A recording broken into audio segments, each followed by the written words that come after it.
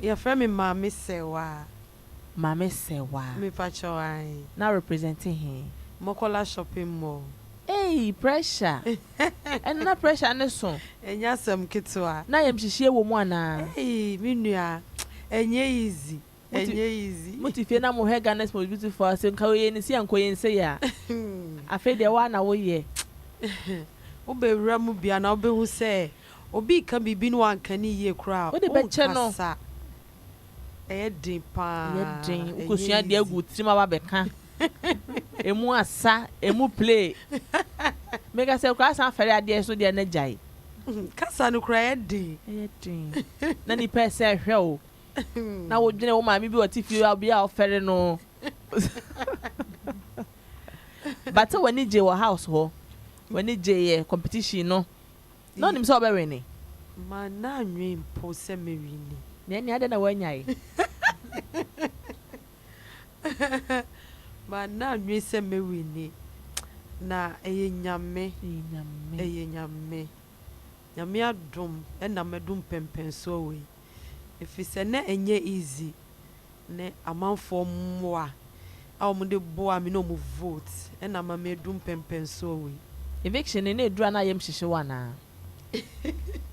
Edura ha mitimi nya kukudo tsna ho hwe se me hwe se bia ho na ye yi na fi me ye me ana ye ho nti ye bo mi din ne ye se ye nyimi a na mani agye oh na wani agye esinyame de wa bedrum pempen so se ne wani nna da bi wani nna na mani nna o wani nna amene first fan na apenkasa me pa cho be afide ne kakra mame me pa cho fra wo say abusuafo medina ne furuwa agyeman furuwa agyeman me pa cho representing him me pa cho me wo kuma serious course hey pressure say chrome for say chrome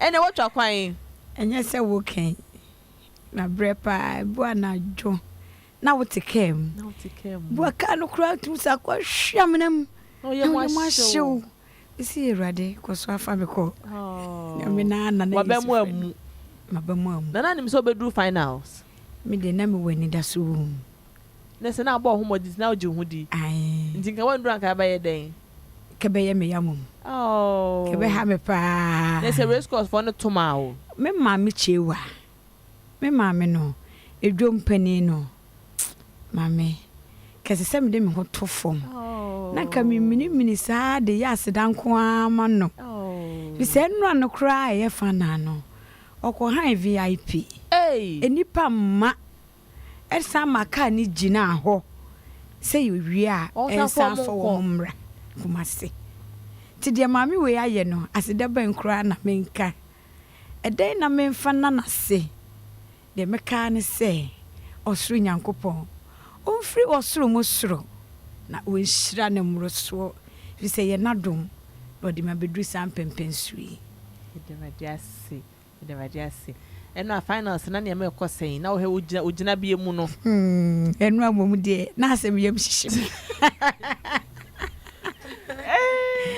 na asem yem hihim na me ya na masa kai se me ma me ne frame se wa vote kese pa ma me eno a o vote 70 million enra ti dynamic nese every wo begina soro sene manko wina no kra menye second unye second na bamu oh ti dynamic sire nyame no insesi a wo se oni tiri kumase ache se enye party ke to mbeto ama omo ti wo kra etwen me omo twen wo and me dwen wo say you can't wait to go back to Kumasi and this party ne se bono mu de be jaw kwan mo be hia wo no you know we nim said dey be fast and I said that sorry dem honya agro yes okay Pepacho good morning Pepacho your friend say na represent market bay from me wonder good na me representing Mokola shopping mall also Mokola shopping mall ade na Mokola for ne fa ni nyina edi na Mokola de na Mokola ho si e ko hwe de wo ho Mokola for nya mienu enen na nya ize mawo isumi ton sumade ni komade ena sumade jo so for na omunya agro Omo beta wa chinua. Omo ba ye fa. Na woni da say we do finals. Menim say me bo me homework. Ya me ti na menim say me winning po. And so Anne. Na say we dey win na anisa. Win na anisa. Because fourth nim mommy ensen ya abrochire bi ya me ensen ya na beko. Many ajama mo pa until say what is the way forward? Say no. There na expect. Mo ba ya win na see. When I pacho say project or no. Yes, we did when I next project in the same. Me paucho na me project no e just she yeah illegal connection yeah nti eno na mehwe say medi hu dwuma na ehuma bia aye dada odwam obi e besisa ni nyina for bre pa na obi a waye illegal connection bia ye behwe na ya so ano na ya make sure say obi bia oni fire extinguisher obenya bi esi ni shop ama atorenchem bi to ho a ye de be so ano ansa fire service for adikan ya du ho ye no krepa because na no ya eja eto obi dwom na menim dwokro na fire service for ni nyandru no mototo pure water ne say na bedru ho no na no so obi no anwa mo ne shop mu a chese ekoka ejagu ye na chese eja hyehye na last year ya 20th October eja to mokola shopping enya sam kitwa amafo bebre opehwa eyare hosem pan emu kwa se nyeska mabako ebi mu nyeska nyina omo na aso biem eno ano no nua debi o ontimi mabak biem debi ontimi nyina ne naso debi because bisia no ko boye okwa ye nsan ma ne biem also say ko tuampo pa nte ade a ha adwen yeah first one up but also project eja hyehye na bia me pacho de bi pacho de me de ne ye ahonidie se me tu efiase zumlayo ewo race course ho no pacho ewo de wo hia pa ewo enye nika hwehwehwe ba bia nkedwa ne de yesiesim but ye ni pa no frema opare abegu edwomu ho nyina edwa ne so wabegu ho nyina na yenye nipa no aso dene ti amaster ifinda wo ti me decide dwumadie no esi mani so e ma ne ye me botaye se mehwe na mayisa ifine fo ne nya ho ne ti ti so wo ye na o man pena ho no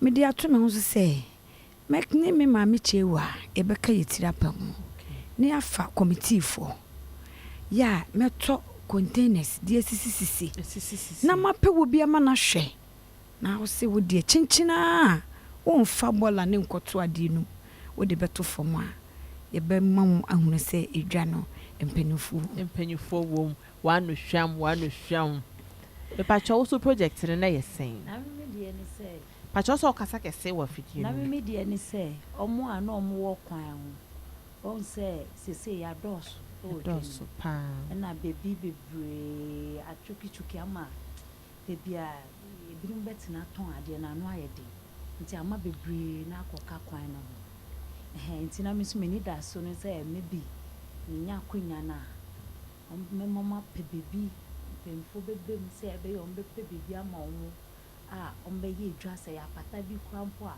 ye bebobo ama omo say ebe ya ombe fi kwan no ho enye obi a ne benya ska bota apata no na so to de bia omo ka say edwadefo omo ton ade wo kwan ho yesi omo bra inside a omo de omo ba kra obo hu no masako efi so omo hu so omo to ade wo kwan no inside na so utimi ye ni de ni sanka mebo hu de ru me ma amafo hu say dwebi wa ha say abibia wo pe bia obenya bi wo nti usore nti se ukokwan ukoto ade bra inside ebe ma omani ayede aka ho say ombe kwa bonti no emba omutimi de bida na no so na ye misu meni so project na so say me ya ti ase pa ye da se me pa chomo final words asembe na abeka kire won na omutie wo ene won na omo wo adwene bi sɛ da chi bia ombaba be join Edwamu Ahuofe no de na pese okache wo mo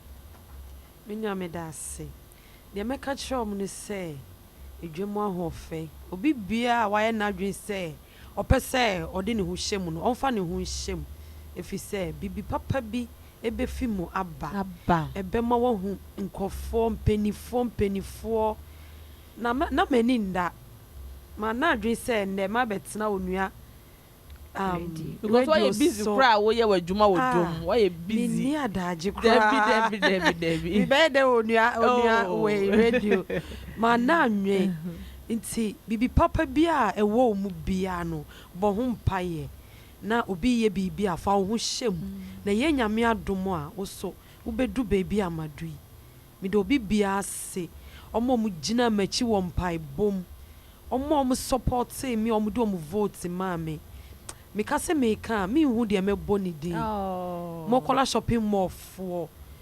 damfafo aboso kanfo mi krom kwawu obo kwawu and he stay